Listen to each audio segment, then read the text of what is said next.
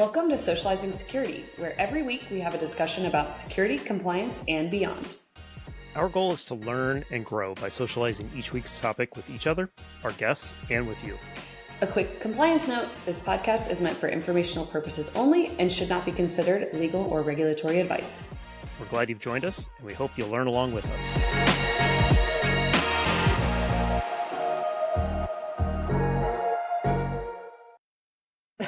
Hello, everybody, and welcome back to another episode of Socializing Security. We are excited to have you back today, and we're kind of getting back on the train of bringing on guests and doing some interviews. And today's probably going to be a little bit different from the ones we've done before because we're going to lean heavy into compliance this time around. So, Milou, this is your space, and so I get to play the color commentary on this one. So why don't you introduce Kevin to everybody? Yeah, I'm really excited about this episode today with Kevin Mayfield. He is currently a manager of the marketing compliance practice at CompliancePoint, which is an audit firm that I worked with in the past, kind of on different sides of the table, which is super fun. So Kevin and I have actually kind of worked with similar clients before, kind of me as like internal compliance, him as the external auditor, external compliance. I believe he prefers the word consultant than auditor. I'm sure he'll correct me on that later. It depends on the firm, right? His specialty is really telemarketing compliance. And so I've actually learned a lot from him in representing some of the compliance clients really more on the regulatory side. He is the subject matter expert in do not call compliance, in telemarketing, like the Can Spam Act, basically any of those annoying things that you get, on your phone. We've talked about those before of just getting like the text messages, the unsolicited calls and texts. He's the guy to call and ask for help with that. And that's really what his team does at CompliancePoint. And they're great. And also Kevin is just a lovely human being. He has a unique background. So he kind of has this traditional arc as a compliance expert.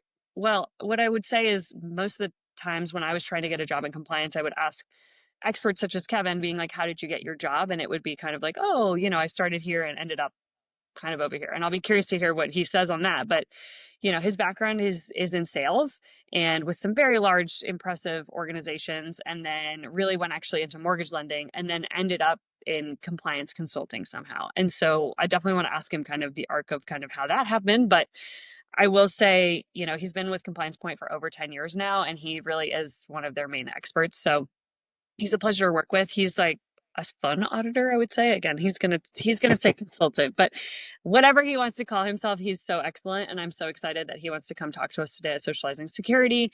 I think we're gonna have an excellent conversation about telemarketing compliance and what's going on in his space, because telemarketing compliance impacts technology. Honestly, Brian, it impacts what you and I do every day in our full-time jobs. Yeah. And it doesn't get a huge spotlight in the tech compliance infosec space for some reason. It seems like a lot of them, they're like, oh yeah, no, like, we've outsourced that.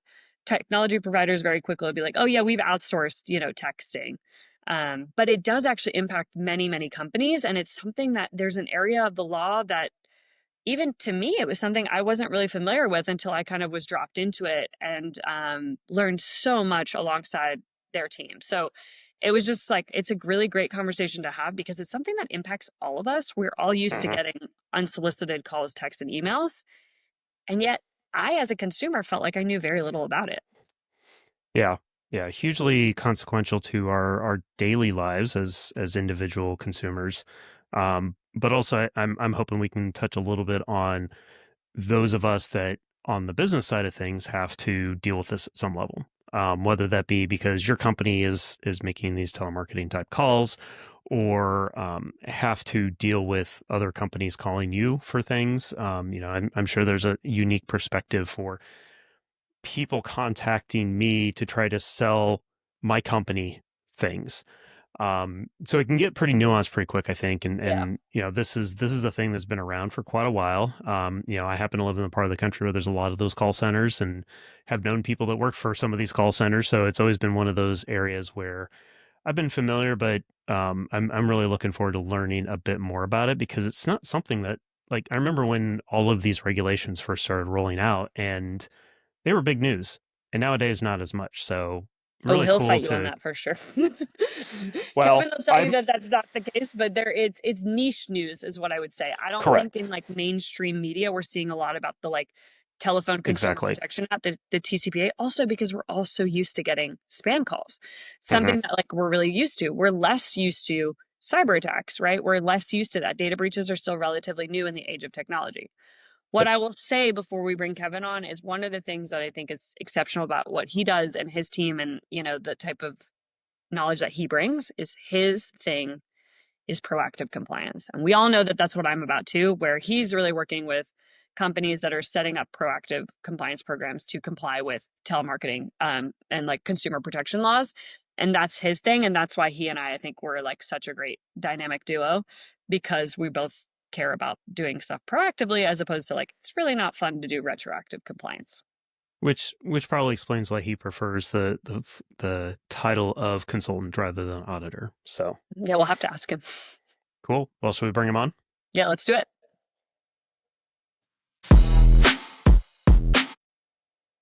And we're back with Kevin. Kevin, really appreciate you joining us. Why don't you give everybody a real quick intro so that the people listening to the audio can hear your voice and know who you Oh, are?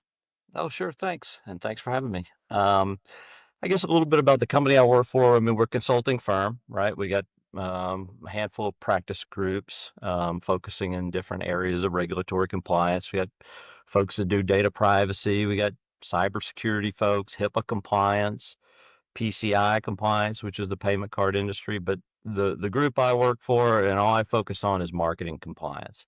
So our clients tend to be, kind of large outbound callers, telemarketers, many of which you have heard of. But these are people that are paying us a fee, right? They're trying to do the right thing, right? They're not the people that are sending you pre-recorded messages trying to give you an auto warranty extension or posing as Microsoft support. Those are not our clients, and I guess the thing is about those folks, it makes the lights shine a little bit brighter and hotter on those people that are trying to do the right thing, right?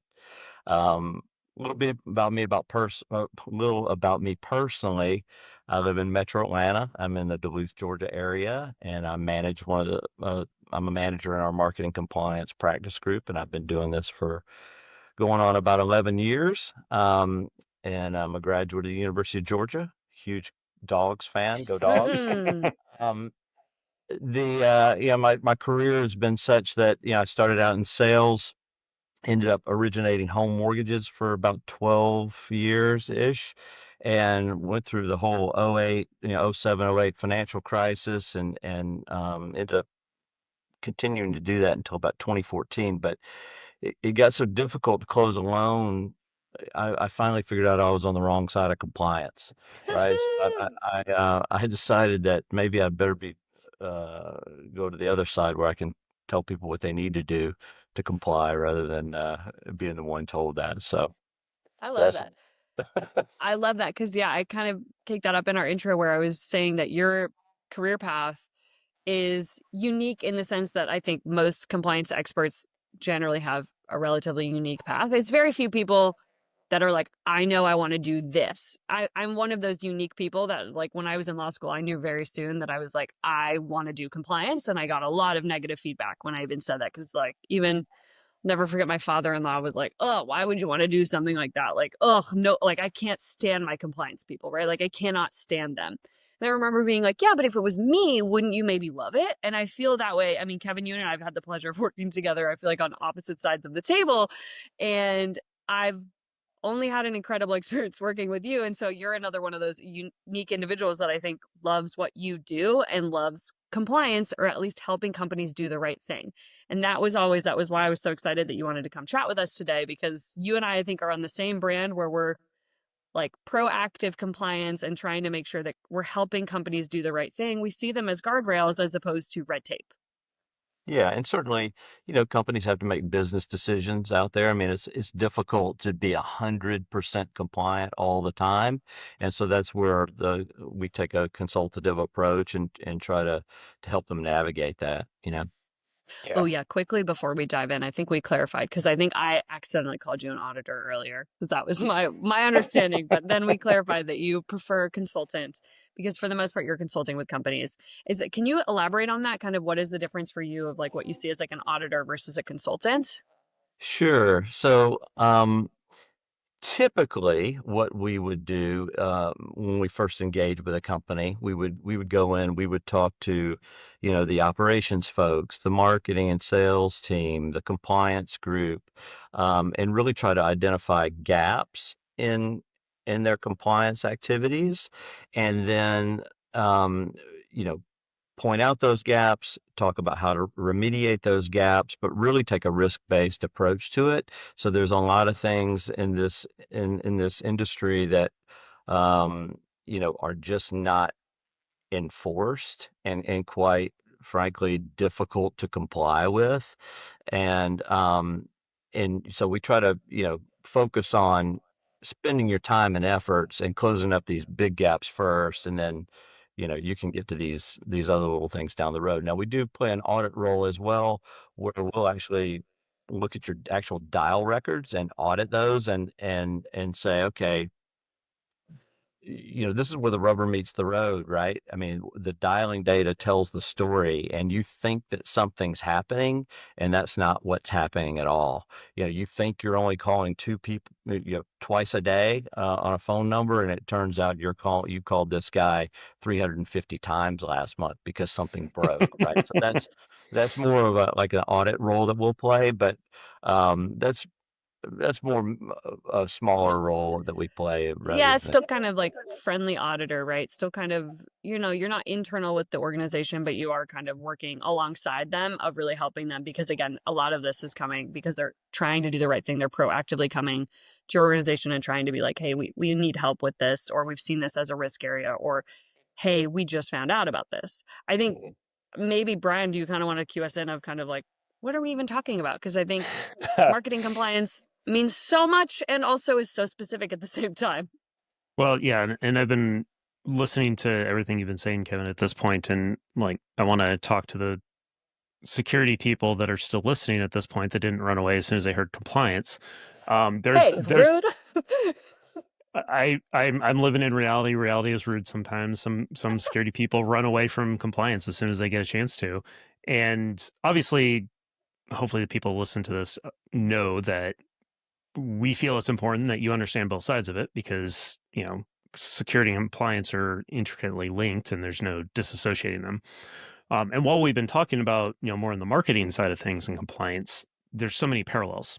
And so I want to highlight some of what, Kevin, you've said that I think directly applies to what a cybersecurity professional, like you mentioned risk-based, taking a risk-based approach to things. Like that is exactly what cybersecurity professionals are doing too. It's like, okay, we've got these three vulnerabilities. Which one is the one that we should fix first? Well, you do that based on which one's the riskiest, which one's going to cause you the most problem, the most pain, and you try to address those.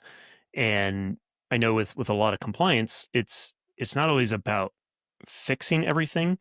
Sometimes it's just a matter of identifying and coming up with a plan to fix it. And some auditors will be like, okay, cool, you've got a route out of this hole that you're in right now. You get credit for that. You may not get full credit, you may get partial credit. But understanding that yeah, you made a mistake, but then you recognized it and you fixed it, or you prioritized properly, um, is a huge parallel there. Um, Obviously, a lot of people understand, the telemarketing, the I don't want to call it spam per se, but the marketing emails that we get, whether they be calls or emails. There are rules and regulations around them, and I think we all, as consumers, as individuals that get those messages, appreciate that there's rules around that. Um, and so, again, to draw that parallel with a cybersecurity professional, you have certain rules that are painful to deal with sometimes, but they do provide a benefit in the end. Maybe not to you, maybe not to your organization, but to your customers that they appreciate on the other end. And as somebody who does work in marketing and closely with the teams that have to abide by some of these rules about how often they send emails, and have definitely had the conversation of the pain of making sure that we send emails that people don't want to click the unsubscribe link, which then requires us to have to remove them from our list or from a given list. Sometimes we'll create multiple different lists. So you unsubscribe from one. That can be a dicey situation sometimes. It's like, oh, well, you unsubscribe from this type of an email, not from that type of an email. And you see this when you click unsubscribe, you go to a web page. It says, okay, here's the 5 checkboxes of the emails that we'll send you. That's how that comes into play. So I kind of wanted to put that in there just because there's a lot of people that do listen for the cybersecurity discussions we have that may not understand why we're talking about marketing compliance in this situation. But it's interesting to me as a parallel. I we have another episode. I don't know if it'll drop before this one or after this one, but where I just talk about the different parallels from real life to security. I'm a big analogy person, so I'm always looking for these things, but also to really help people understand the fact that this stuff is important for maybe not for us. Maybe it's a pain for us in our day jobs, but it's important for us as consumers to know that these are in place and that they're there for a good reason. Yeah. I think it was really excellent context, Brian. I appreciate you kind of like breaking it down, especially for the socialized and security audience. Specifically, obviously for me, compliance, I can see compliance every single day in anything, and I can figure out how it relates, but I appreciate you breaking it down.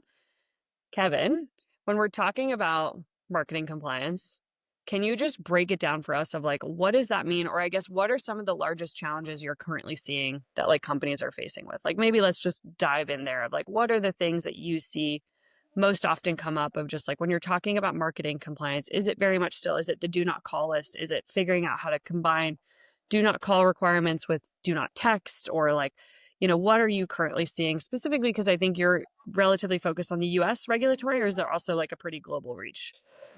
So I would say the U.S. and Canada is our Okay. expertise. We do go outside of that a little bit from time to time, but 99% of the work that we do is in the U.S. and Canada. And Brian, you mentioned canned spam earlier.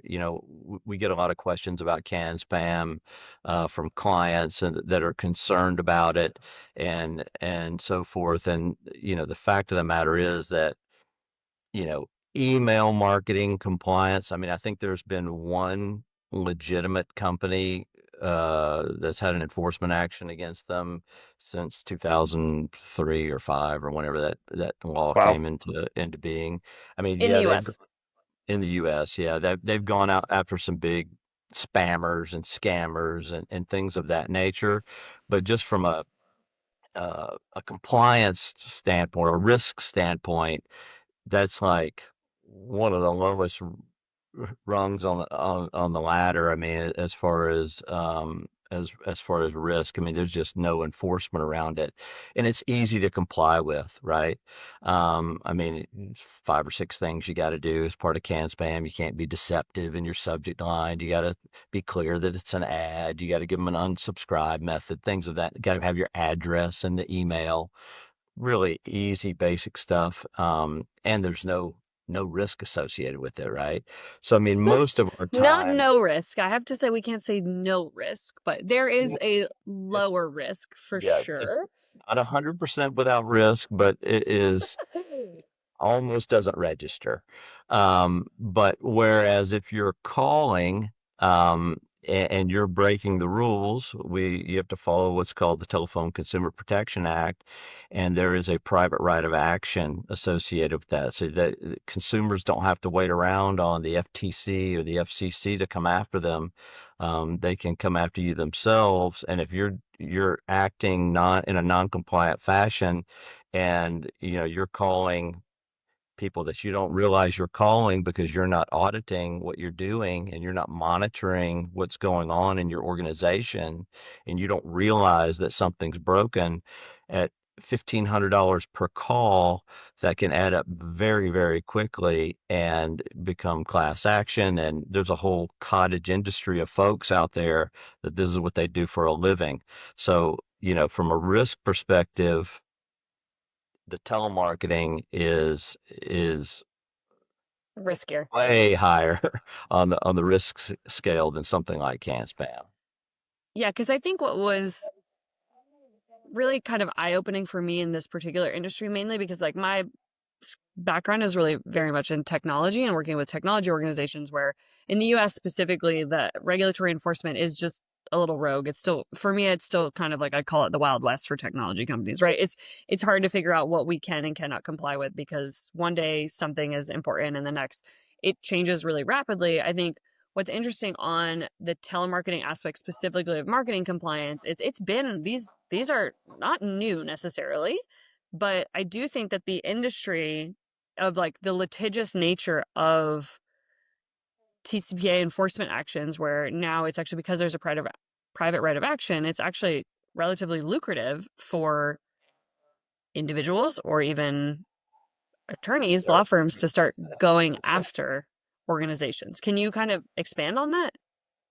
Yeah, I mean, we're talking about seeing settlements in, if not the millions, the tens of millions of dollars. And, I think we've all received a class action settlement check in the mail. You get your check for 42 cents, and the attorney gets a check for 10 million, right? So, I mean, these attorneys, I mean, I'm sure they've all got very nice houses and very large boats that they need to to continue to gather up more of them, and so they're not going to make less money. So I mean they're out there and they're advertising, they're trying to find plaintiffs in these cases. And so if you're a company and you're making outbound marketing calls, you better make sure that you're following the rules, because it could be very disastrous. Yeah, And and oh, go ahead. as you work with those companies, do you find that they're, I mean, some of these laws have been around for a while. Are they generally good at maintaining their compliance with those things? Is it an area where you find that you have to provide them a lot of help? Like, I guess what's the success rate that companies are having on their own trying trying to meet these compliance needs? Yeah, I mean, kind of the way that we tend to get new clients is you get companies that, you know, think they might have a problem, but they don't know for sure, right? But they want somebody to tell them, or um, they think they're doing the right thing, but really don't know all the rules, and want some help, maybe just kind of buttoning things up. Or you got people that they know they're in a world of hurt, right? They've either gotten demand letters or lawsuits filed against them, and what have you, regulatory actions, and that sort of thing. So we kind of get clients in those different buckets, and their compliance maturity, tends to be all over the board. Um, so yeah, I mean, we hear a lot of people say, Kevin, we're not making telemarketing calls. We're only calling people that are requesting our call.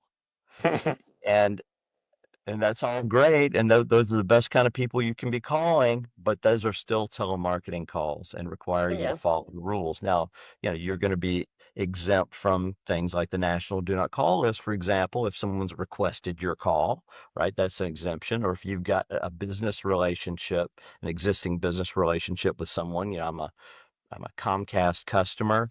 I'm on the National Do Not Call list, but they can still call me and try to market to me to upsell me on internet, if you will, because they have that established business relationship with me. So, they're going to be exempt from the National Do Not Call list. So, sometimes we find people are over suppressing numbers. That we can allow them to call more people, that they don't even realize they can call. So, I mean, again, that's where the consultative part comes in, right? We don't want to be the do not police and tell them you can't do this, you can't do that. I The mean, we do not want police. to we want I to help love them. that. We want to help them, however we can. Whether that's helping them comply, or if it's opening up opportunities as well.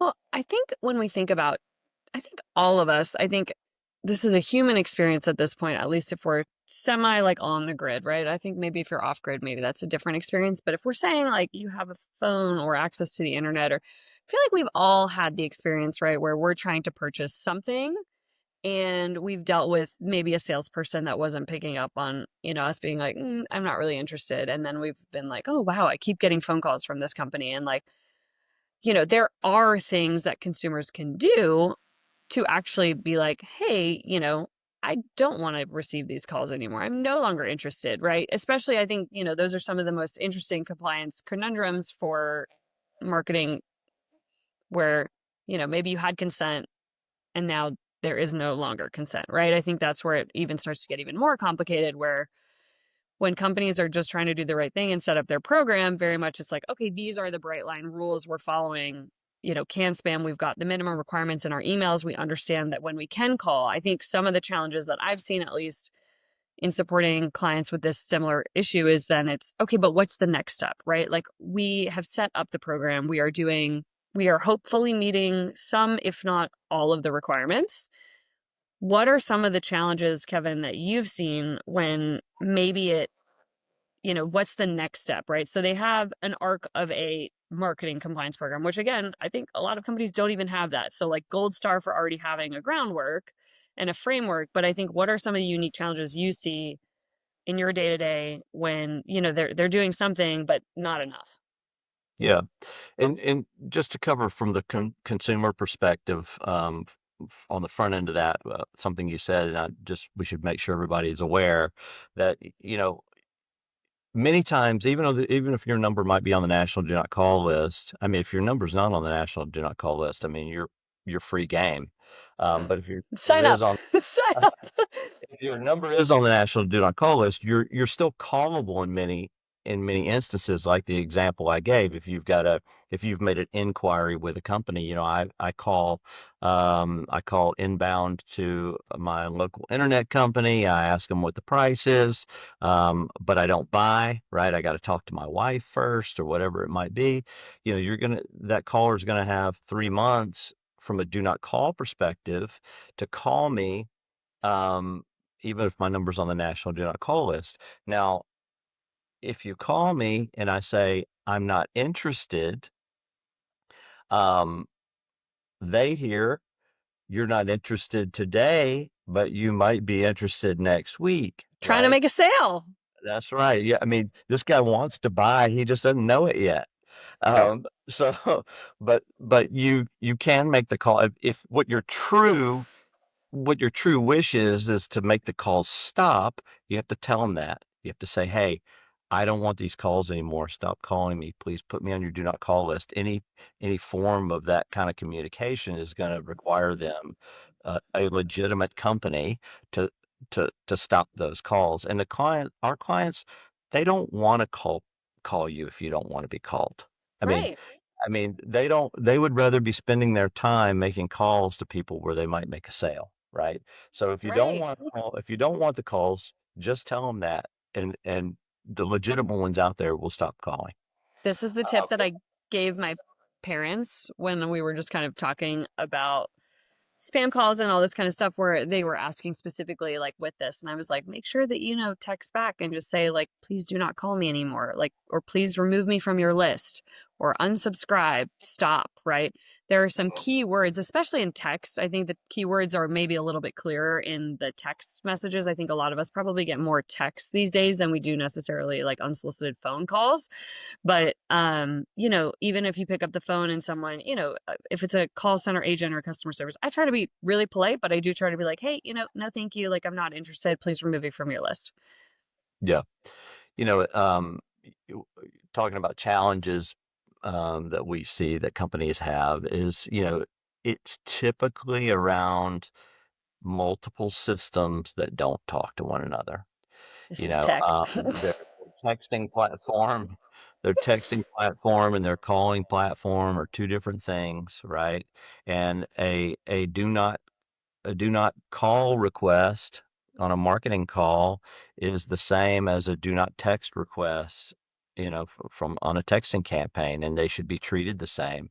But, if the two systems aren't talking to each other, then that's a problem. And I've had clients say, well, if we get a stop request on a text message, we still want to call them.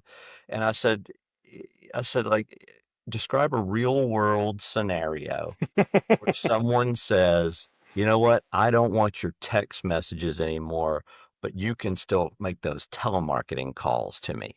I mean, that's not realistic. I mean, nobody's doing that, right? I mean, that's just not a It's thing. it's And not something you'd want to tell your lawyers. I think they'd be like, yeah, I mean, or your compliance folks. They may be like, I don't know the, about that. the FCC and courts have long held that texts are calls and calls are texts. And so, a do not call or do not text, stop request, whatever you want to call it, on one is the same on the other. So, and that's probably one of the bigger challenges that we see. Um, The system it, integration. That's systems sadly problems. music to our ears. I think for Brian and I, this is like the struggle bus of being a technologist. Of this is like everyone Yeah. has this issue regardless of industry, I think. Yeah. Yep.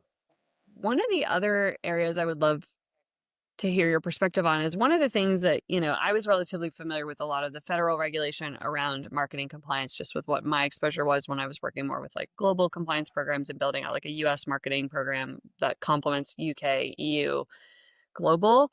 And one of the things that I found really fascinating is the amount of variance between state telemarketing laws and the federal law, because I think that's even harder for companies that are calling in specific states or working with consumers, that have different phone numbers across state lines. Can you kind of add some value to that of like how do companies even handle that challenge if there are now also stricter requirements in certain states? Yeah.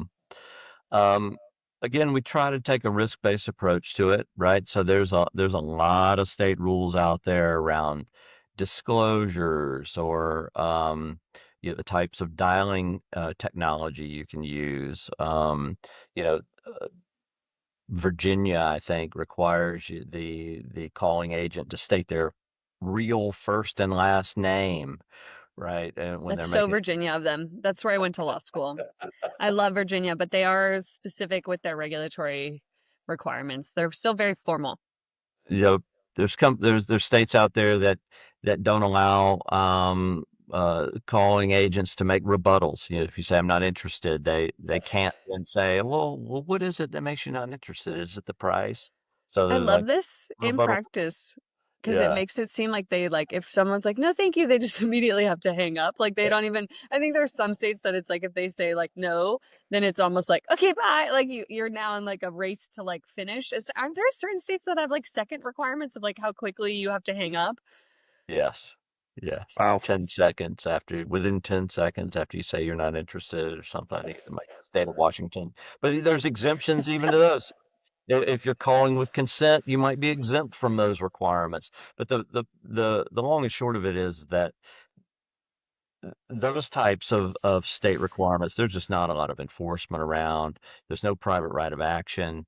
Where you get to see the enforcement is in the states where there's a private right of action, and I mean the risk goes up, tenfold or more whenever there's a private right of action, and so states like Florida, if your equipment has the ability to automatically select and dial the number, you can't make those calls without consent. Um, uh, Oklahoma's got a similar one. Maryland has a similar one. So I mean, you definitely need to navigate those because you might be in compliance with the federal law, but the stricter of the two is always going to apply. And so there's some state rules out there that are stricter than the federal rules, and they have a private right of action. And you need to make sure that you know what those are and you're following those rules. So I think we're kind of coming up on the end. I've got one last question that kind of almost goes back to the beginning, but ties in very nicely with talking about different states and versus federal. I know as a company that is based in the US but does business in Europe, we've got to deal with GDPR, which of course is a lot of marketing compliance. And you mentioned you're mostly the US and Canada, but I'm assuming you're working with companies that do international work. So I guess maybe add the extra wrinkle of international um, regulations and compliance needs to companies that you're working with that not only have to comply with the California privacy rights and the federal privacy rights, but also international ones. Yeah, like from a Canadian perspective, like in the US, email is an opt-out environment. So, I mean, literally you can go out and buy a list of emails and just start blasting away as long as you're following the canned spam rules. In Canada, it's a little bit different. You have to opt in to receive those emails, whether that's through express consent or implied consent. Um, they also have their own national do not call lists and calling times restrictions, times a day you can call, and things of that nature as well. Over in Europe, there are some do not call lists as well. Um, just being honest, haven't heard of a whole lot of enforcement around those. Um, so I mean, I won't be able to speak in too much detail. I mean, Yeah, the certainly you want to be E- able to follow the rules, but yeah, the EU for the marketing space is all GDPR, I think, for the most part. That's like real where the real world enforcement actions are, and they've done a unique approach, right, where they've gone for the heavy hitters as well as small companies to make sure that everybody falls in line and not just the very large technology companies, right? I think we've like on the GDPR side, right? Facebook was one of the most litigious contests that has happened in within that regulatory environment. But they've also gone after small companies to making sure that like EU enforcement of their, you know, privacy laws, which is very much tied into marketing, has been a different regulatory approach because they're kind of making it very clear from an enforcement that it doesn't necessarily matter what size you are. We don't care if you have 10 people that work for you or 10,000. There's fines to be had at every level, which is honestly why we're still talking about it so much because it has teeth. They've come after companies. And so that's why, like, I know there has been some shift within the marketing industry within the US with certain teeth, but I think actually, isn't it the same? Isn't it also Facebook that also on your side has kind of created some change lately? yeah, there was a big ruling. So uh, it's a violation of the Telephone Consumer Protection Act, the TCPA, to dial someone on a marketing call on their cell phone using an automatic telephone dialing system. And kind of paraphrasing, the TCPA defines an automatic telephone dialing system as a system that has a capacity to randomly or sequentially um, dial numbers, okay, for lack of better terms. And, I would argue that almost no modern day dialing platform is randomly or sequentially dialing numbers, but people got hung up on this term capacity, right? The plaintiffs argued, okay, it's a computer. Of course, it has the capacity to do it. And there was lots and lots of settlements over all those years around that. And finally, they had a case make it to the Supreme Court. Facebook did on a texting case where the Supreme Court weighed in on this what the definition of an automatic telephone dialing system was. Hmm. We've really seen those cases kind of fall off, but there are still some rogue rulings out there, court rulings at the district court level that kind of still go against what. It's just, it sounds confusing, but man, I learned so much from you again today. Kevin, anytime I have the pleasure of like being in a meeting with you or on a call, I learned so much. So thank you so much. With that in mind, I would love to ask you, the same question we kind of always ask all of our, guest speakers that come join us and socialize with us here on the podcast, where a couple years ago now, I had a chief technology officer tell me that he felt like the fight for privacy was dead and that it was now only the fight for security. I would love to hear your background on that, just because a lot of what you do is privacy. So I'll be really curious to hear, do you believe that there is still a valuable fight for privacy, or is it now only the fight for security? Well, I'm going to go with privacy only because the it seems like the lines between privacy and marketing compliance are becoming blurrier and blurrier by the day, right? It's Yes. um, y- you know, We have a lot of clients that utilize AI, right, on their back end of analyzing speech analytics of calls, trying to determine if their scripting is having a positive or negative reaction on consumers, and without disclosing the use of AI, in those call recordings. And Oh yeah. so we're seeing now, class action lawsuits around those types of things. So, um, our practice director is also the practice director of our data privacy group. So I'll have to defer to the struggle is real in the privacy world. Yes, it is 100%. The struggle is real. Honestly, the struggle is real on the security side of the house too, because it changes constantly. So I think for the most part, that's generally kind of the day in the life of a compliance expert, compliance consultant like yourself, is making sure that you're really good at staying abreast with rapid change and also willing to be flexible when things change out of nowhere. I think that I've had that my entire career so far, and I'm sure you do. You echo that sentiment? Yeah, for sure. All right. Well, Kevin, thank you so much. We really appreciate you taking the time. Again, thank you so much for socializing with us. Can you just let our audience know how best to stay in contact with you? Sure. You can always reach out to me via email. That's my first initial last name, so the letter K, Mayfield at compliancepoint.com. Awesome. And then, Kevin, you're pretty active on LinkedIn too, right? We can find you there. A little bit. Okay. I'm more of a viewer than a We call poster. that a lurker, A but I lurker. appreciate it because I do appreciate you engaging on my post because it does help me with my business and everything too. So thank you so much, Kevin. We really appreciate it. All right. Thanks for having me.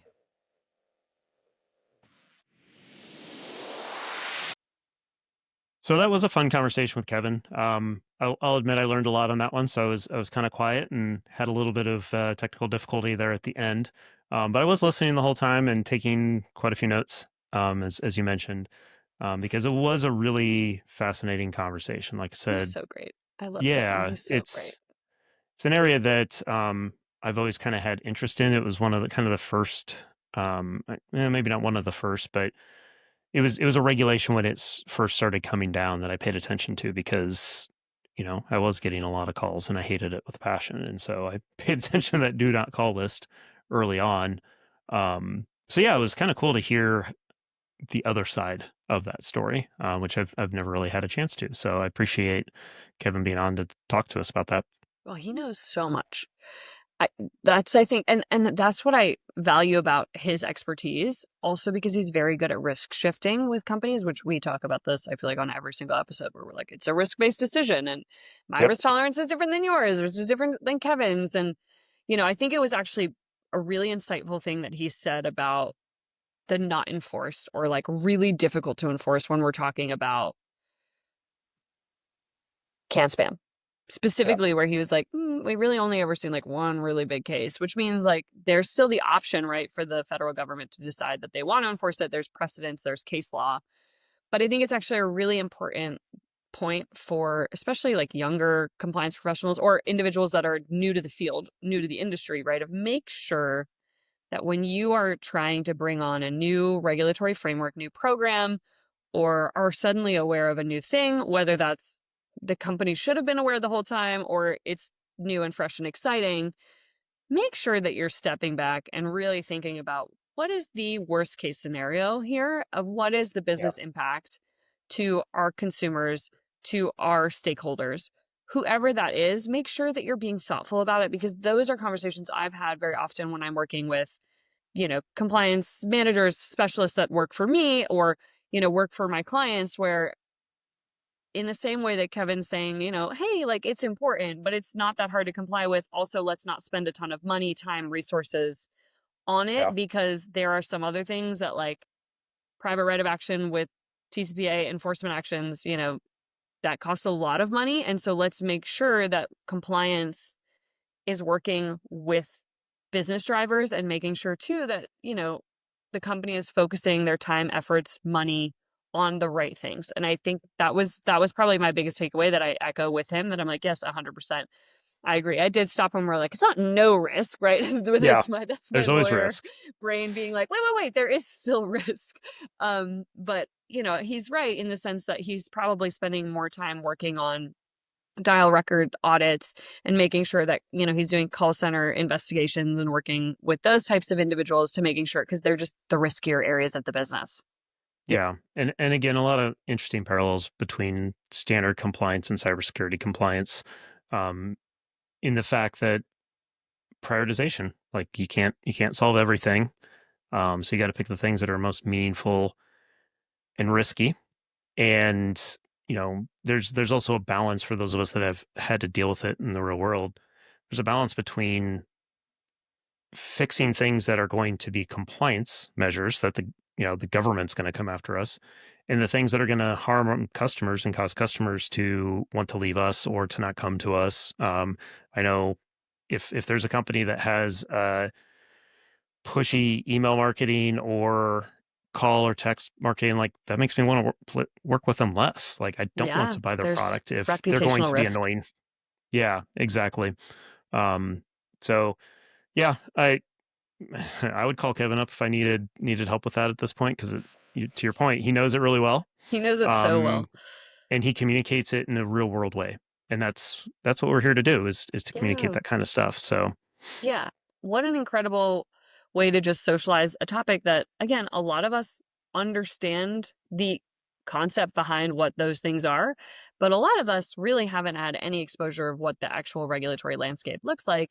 And I think his expertise is unique because he's not just working with technology companies. He's working yeah, with any type of company that's making phone calls, which Mhm. that's pretty much every company, right? So it's a Yeah, different, his skill set within his niche is specialized, but his client base has got to be wide ranging just because most companies want to market their services, products, goods. yeah, yeah, and not just through calls, but every mechanism of communication, which of course we all have to communicate to our customers. So Okay, well, cool. I loved talking about compliance today, so I think we should do this more often. Yep. Yep, I would agree. I like, I got to learn along with the audience in a lot of cases, and so I hope all of our cybersecurity listeners are held on for that whole one, because I think it Also, was really I do cool. both, so let's make sure that I have range too. I don't just do security; I do general Oh, 100%. regulatory compliance. Yeah, yeah. I mean, we all do multiple things. There's no one bucket that anybody fits into. So cool. Well, we appreciate everybody joining us. Again, any feedback is welcome. info@socializingsecurity.com, or hit us up on LinkedIn. And we look forward to hearing your feedback and improving in ways to make this more approachable for everybody. So take care, everybody, and have a great day. Catch you on the next one.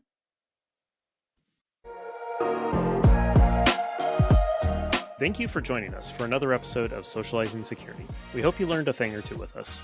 If you'd like to continue socializing with us on this topic or have feedback, we'd love to hear from you on LinkedIn or social media. Just search for Socializing Security. Or you can email us at info@socializingsecurity.com. Until next time, stay social and stay secure.